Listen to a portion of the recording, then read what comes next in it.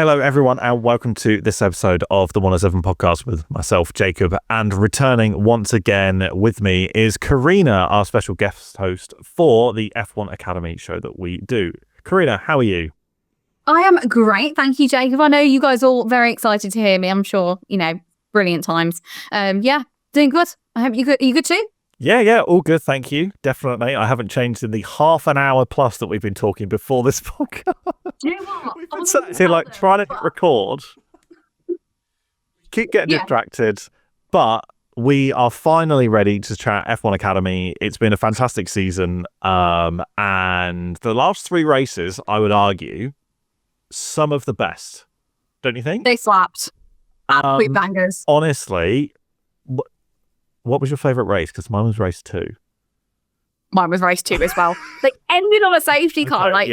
You can't manufacture that. That was just It was a bit annoying that they did, but then also race 3 was also real good. I felt like it got better and better as the racing went on as well. Probably also because the drivers got more used to the track and stuff like that. But anyway, I will start off with, first of all, we did announce that Abbi Pulling was the champion, and then she wasn't the champion, and then technically she was, and she won the championship twice in 1 week.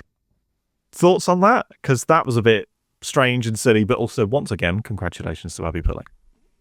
Yeah, I am well torn between this, right? Because on one hand, like you said, very strange and silly, but when else does someone win a championship twice in the space of 1 week? What was going on there?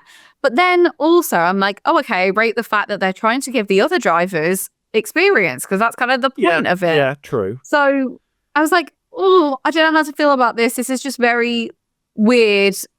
I don't know what they could have done differently, but it's just such a weird situation. Yeah, I get it, but also come on. Really, I also get that, in order for her to not be crowned champion a second time, which is ridiculous, she had to essentially not score any points at all in Abu Dhabi. Yeah. And then Dorian Pan had to win every single race and get pole for every single race. Yeah. It's also she was pretty much guaranteed, but Dorian Pan is also fantastic. So there is a small chance, but at the same time, it was just not. It wasn't great. It was just not. Yeah. Anyway, what was great was the action on track, for sure. So should we run through quickly race 1, race 2, race 3? Well, maybe not quickly, but we'll run through the races in order. And then it'd be nice if we did a little end of season summary as well, because I think that would be really good. Yeah. Race 1. First thing I'm going to say, really nice to see Chambers on pole and not Pulling. Yes. Sorry. Love you, Abby. Yeah. Nothing against you. But, nice. Cool. Some variety. I'll take it. Could fit something.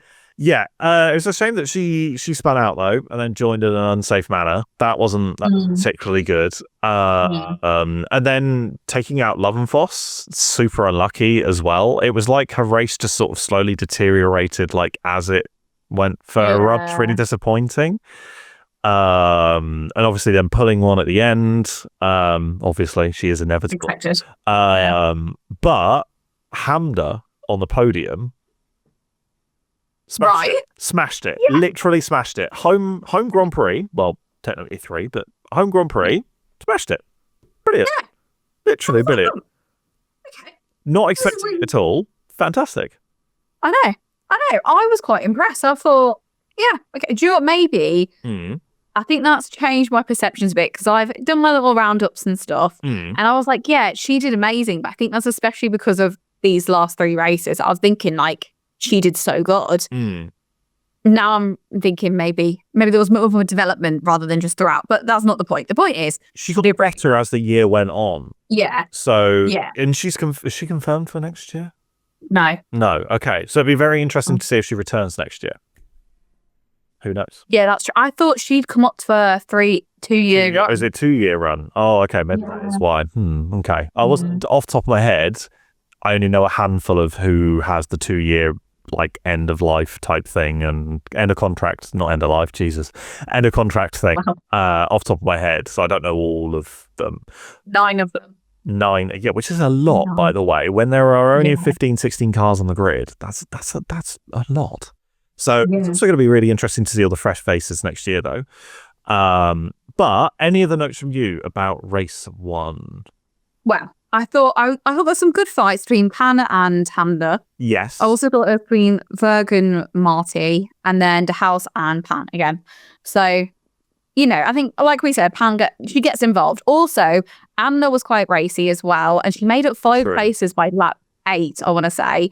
And then they said she's done the most overtakes of the entire series. Yes, I caught that, yeah. Yeah.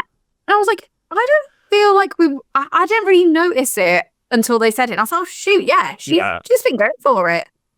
I think so. Yeah, it's also like it's something which I just wasn't aware of either at all, that she's actually got that many overtakes, which is really genuinely very impressive. I think it was 43, I think they said, during race 1, so it's probably like a million now after race 3, but like she smashed it literally throughout the season really consistently. Yeah, and also following on from our last episode, we were like, oh, I don't know if the whole Constructors' Championship thing's like really a thing. Yeah, they played that a bit on the radio, didn't they? And I was like, like, because I think it was race 3, they said it to Woog, and they were like, be careful because of the Constructors, and I'm like, what? Yeah, they said that to Pulling. They were like, oh, maybe give Hamner a tow because like they were in the battle with Prema, and I was like, what? When's this gone on? Yeah, where's this radio message been the other races? Like, they listened to us again. That's it. They were like, oh, they're missing out this Constructors. We'll give it to you for the final race. It was a bit odd, but sure, yeah, crack on. I think it would, but again, I think it would make sense more if it was like, like paired together. Like I know both the Red Bull were like for the same people, but like, like for example, if it's Ferrari and Haas combined because they're both powered by Ferrari, that would make sense, like, and Prema are essentially the Ferrari Academy, arguably. So Prema should run Ferrari and Haas, and also technically, are we going to get Cadillac for F1 Academy for 26? That's an interesting. I know. Well, I'm thinking about, because we're getting high tech next year. We are getting high tech next year, so maybe Cadillac even join early. They're just like, you know what, we got a shit ton of money. Let's keep going. See what happens. Nothing against you, Amex, but it's better than the Amex car. It feels more appropriate. Nothing against Amex. I do apologize. Oh my gosh. No, Amex, we love you. Promise. Yes. Yes. Anyway, any of the notes on race 1 or the Constructors' Championship we were also worrying about? Oh, yes. Yes. I was very concerned about that. Where's Ash? What do you No. You know what? I think race 1 genuinely surprised me because I was thinking, oh, this is actually a really good race. I think it set the tone for the rest of the weekend, but no more notes on that one. Cool. Race 2 opened up immediately. Love and Foss just sent Shrine up flying. Down into turn 6, I think it was, off the top of my head. Sent her absolutely flying. Just went airborne. Yeah. Wasn't expecting it. No, I was, okay, right, they're flying. I know aerodynamics come into this a bit, but not quite like that. Yeah. But it was also like everything happened at once on that first lap, because then Chambers overtook Pulling for the lead as well, because obviously there's such a good slipstream effect on that back straight. So like everything was happening at once. And the TV direction, actually, we gave them a little bit of stick before. TV direction smashed it. During race 2. Actually, they've improved. And then Chambers losing the lead going wide as well. Like there was so much happening at the front and in the middle of the pack as well. And especially when I've got the notes here as well. Maya Woog to get past Marty as well. Yeah. Also very impressive racecraft. And then the last note that I had as well, which obviously then brought out the safety car, was Love and Foss and Edgar going wide, 3 wide, and then retiring. I'm like, what? Who's in their right mind? Like, I get it. You're all trying to make the corner, but like, no one cares in the world. Just wait for it. My corner. See you later, guys. Just send it. We'll see what happens. Yeah. Yeah, it was something. I wrote chaos and then I underlined it and put 3 exclamation marks. Of course you did. Yeah, good. Yeah. That was my summary of that race. Yeah, but it was chaos, but I loved it. It was great. Oh yeah. There was some really good racing in between as well. And I felt like that's also what it was, almost like a little bit like a warm up for Leah Block as well.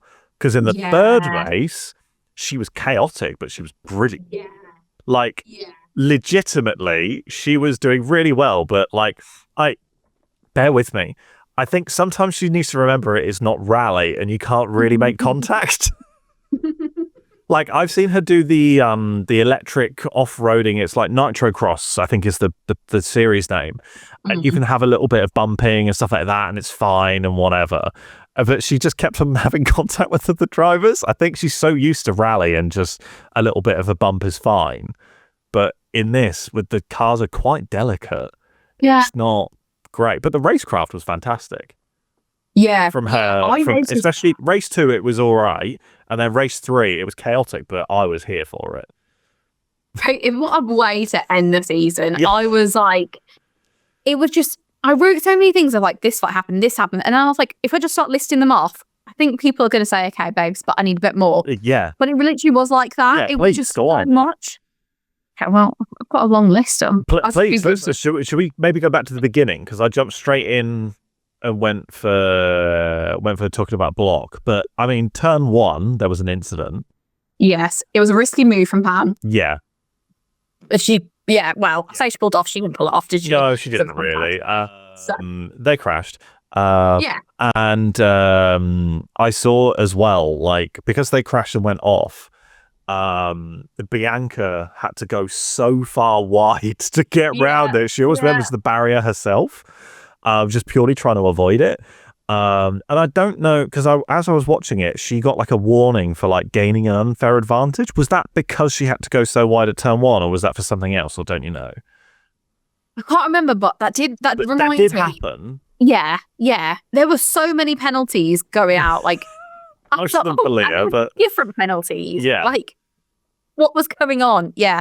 Bustamante, she also had that big lockup on lap 4 as well. Yes, I think I have that. Yeah, turn 6 contact. Yeah, not good with Honda. Yeah, no, not at all.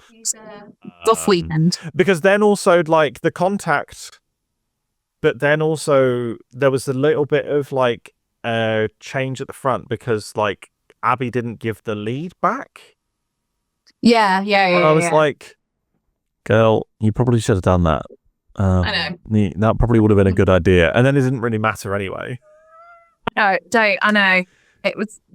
There were moments. Yeah, I was like, okay, interesting. Because Maya got back into first eventually. Yeah. On merit as well, which is good. It wasn't because Abbi pulled to the side. Yeah. And she, like, that was her first win.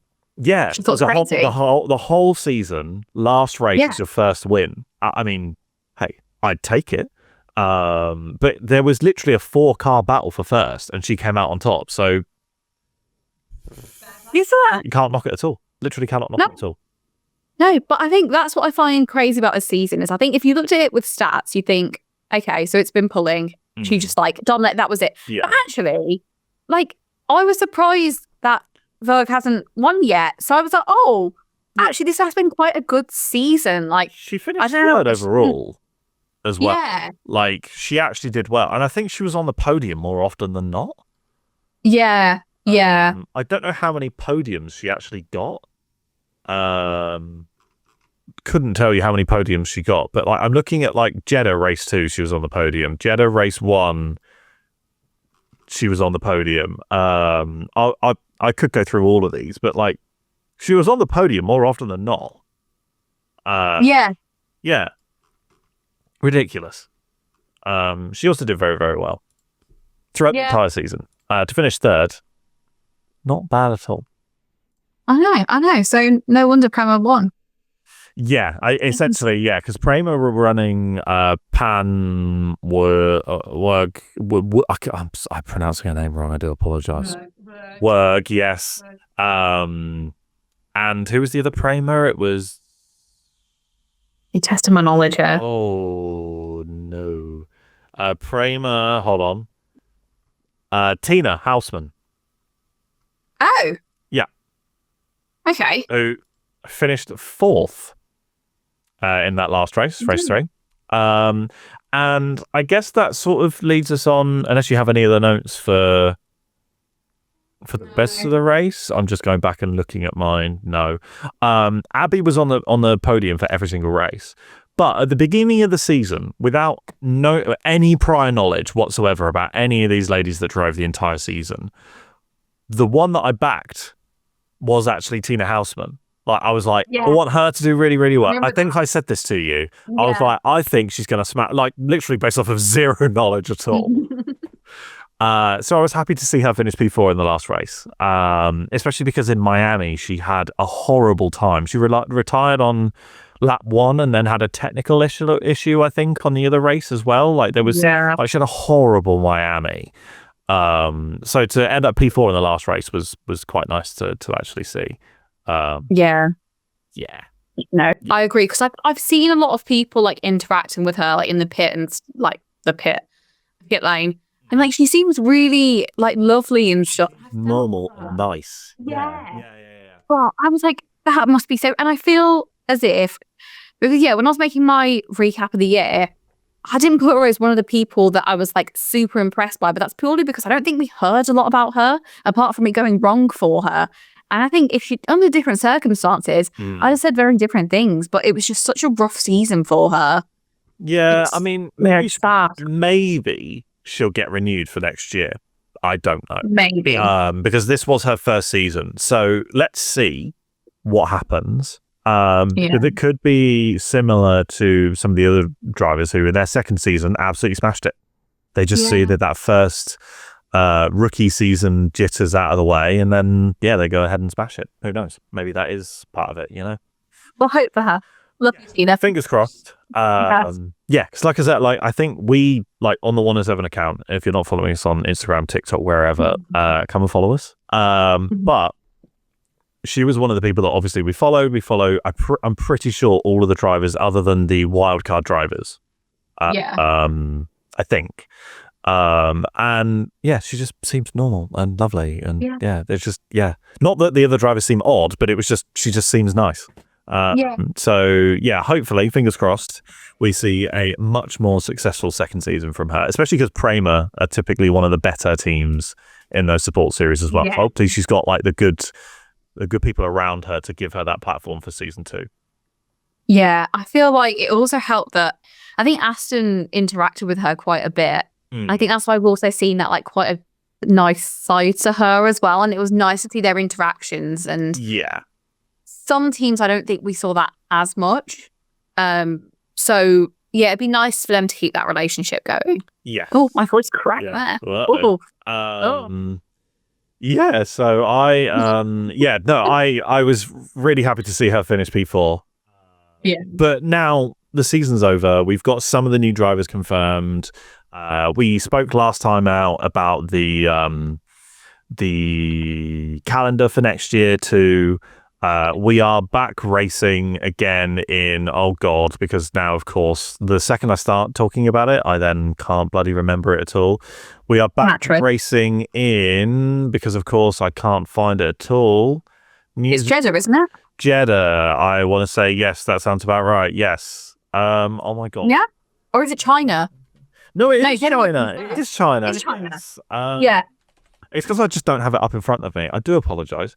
2025. They are going to be expanding the cars to 18 cars in total, and they're going to be kicking off in China, which is a really cool track. And I think that especially the long straight, like at the back of sector 3, could be really, really fun, challenging area of the track for them as well. So especially turn 1 as well, which just never stops. So that's going to be a really, really good and interesting kickoff to the season for sure.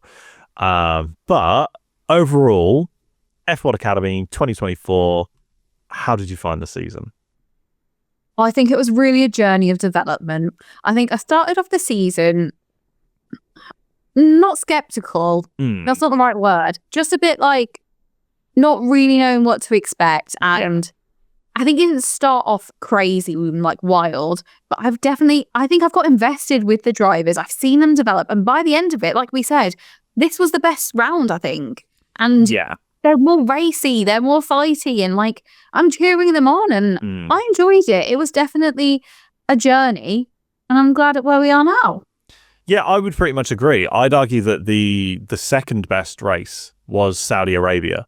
Like the first race weekend was Saudi Arabia when we first started, because that was also the introduction to everyone, and we also had like 2 different winners as well, and then we had the whole taking the flag twice, so there was a little bit of drama as well. And then comparing the driving then to now as well, you can see a lot of the drivers have gained a lot in confidence as well. And like actually it's a development series, and you can see that the drivers have developed, and it's done exactly what it said on the tin. The number of applications for girls wanting to go karting and stuff like that is up like a stupid number as well. So F1 Academy has done exactly what it set out to do, which was make a shout about the fact that we have some of these fantastic drivers in and around the sport, and they should be celebrated. So smashed it. Absolutely smashed it. And this is exactly why we were pissed off when they didn't televise the first season because of some sort of issue. So that's exactly why it was brilliant to actually see season 2 live. Season 3 should be just as good, if not better. Yeah, completely agree. And I think they were definitely going to take on a lot of things that they've learned as well, like F1 Academy as a whole. And I'm hoping that they definitely make it a bit. I hope that they focus more, not more, but just they do a bit of focus on the whole Constructors' Championship thing. I think if they add that into it, I think it'll be even more exciting. And I think it's, like you said, it's done what it was meant to do. Yeah. And I think that's great. Yeah, absolutely. And I think that there was the Formula E test as well, which took a lot of the F1 Academy drivers from as well, which was awesome to see. But I think one of the crowning jewels, I guess, on the season is obviously the GB3 seat for Abbi for next year, fully funded. And I will be paying attention to that. I might not watch all the races and stuff, et cetera, but I might catch highlights and stuff like that, purely because I don't know where to watch it. I couldn't tell you. Also, I don't live in the UK, so it's going to be even more difficult for me to watch. But I will keep an eye on it, and I will keep an eye on her season, purely because of this series. And that's exactly what this series is also meant to do, so brilliant. Like, I can't knock it too much. We knocked it a little bit throughout the season where the commentary wasn't quite great, or the TV direction wasn't great, or whatever it was. And I'd argue that after the first couple of races, they knew exactly what they were doing on the global stage. And then the only real hiccup was obviously Abbi being crowned twice. That was the only real thing. And even then, they're just trying to be fair because they didn't get to race twice in Qatar. Like, they're actually trying to be fair. So, I think Susie, well done. Yeah. Susie, we'll finish on a letter to you. Yeah, there we go. Well, you get enough emails from us, but I'll pick another one. Smashed it, honestly. And I'm looking forward to next season. And sorry, go on, please. Also, the wild cards, a number of them have got a seat for next year. Yes. Which I think shows the wild cards work really well. Works, yes. So fantastic. I think again. Yeah. And the other thing as well is that, like, the season finale as well, being in Vegas next year as well, are they going to milk that? They are going to milk that, especially if the championship is still undecided. They're going to milk that, and I'm here for it, honestly. That should be really, really fun to see. Hopefully we get a decent title fight. We bring us towards the end of the season, and it's decided in Vegas, because that would be really fun to see. Oh, I think it'll be good. I think Vegas has turned out to be a decent track in general. Yes. I think it's going to be good. I'm hoping and praying. Yeah. They need a good track. That's the only thing I'll say, is that you can really notice when they're not on a good track that isn't suiting them as well. So which is why I'm on in Silverstone. Yes. Yeah. Would be nice.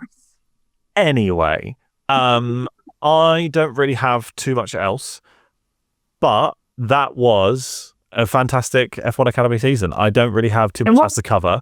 And who knows, maybe Kareena will be joining us next year. Who's to say? Who's to say? For season 3 of F1 Academy, who's to say who could be joining us next year? We'll have to wait and see. Some contracts have to come. Yeah, of course she'll be back. But that's part of the reason why we spent ages not even recording. We were chatting about coming back next year and stuff like that. So, but also we need to get you on during the off season. We'll have a bit more of a general catch up about the F1 season 2 with Ash, who obviously wasn't present. He is currently at a Christmas party for his big boy proper job, so couldn't be here. But he has also been just as eagerly, fighting the corner for F1 Academy over the season as well. So, yeah, on behalf of the 3 of us, thank you for tuning in and listening, and we will see you in 2025. Cheers, everyone. Bye.